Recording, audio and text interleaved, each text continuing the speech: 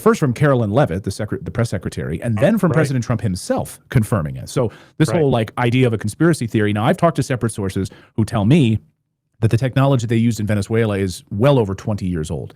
That's So correct. and as you pointed out, very often when we learn about this technology, you said it about 20 minutes ago, it's been around then for like 20 years. By the time we actually start to hear about it, it's already been around for 20 years. So That's part of the reason they were able to go in so quickly and so successfully, is they just mentally put down the adversary with that weapon. I think that's pretty much an established fact that they used it there. And knowing what the CIA does to destroy whistleblowers, Gary Webb is a prime example. They drove him to, well, he wound up in a hotel room with 2 bullets in his head. They claimed it was a suicide, but they literally drove him into a deep depression by destroying every part of his life. And they have a whole program to do that.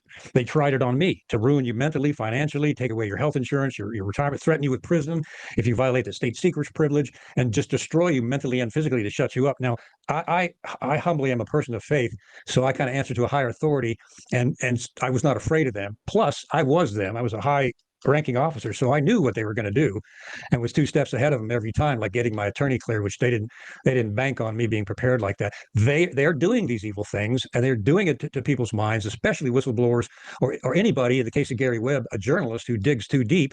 That's why journalists don't do it. They're afraid of CIA retribution, and we're not seeing any journalistic investigations of the CIA anymore because they're terrified of them, because they want them to be afraid of them. The CIA has no morals whatsoever.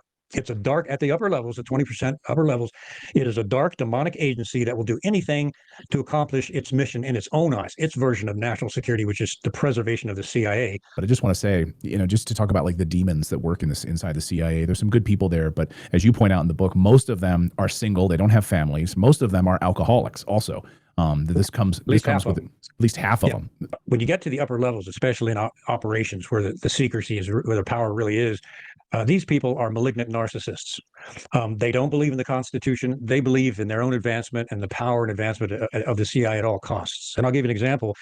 I led a team on an operation down in South America. And when I show up with a team, you always have to meet with the chief of station first before you begin your operation. And so I went to the station to meet him, went down in the basement where his office was. He's sitting there kind of in the dark behind a desk with one of those green library lamps. And he said, "Sit down, Kevin." So I sat down, and he goes, leans over his desk, and he goes, "Let me tell you something, and let's get this straight right now. I'll sell my soul to the devil for an intel." You got that? You understand what I'm saying? And I remember thinking, that makes one of us, dude. I'm like, whatever, sir.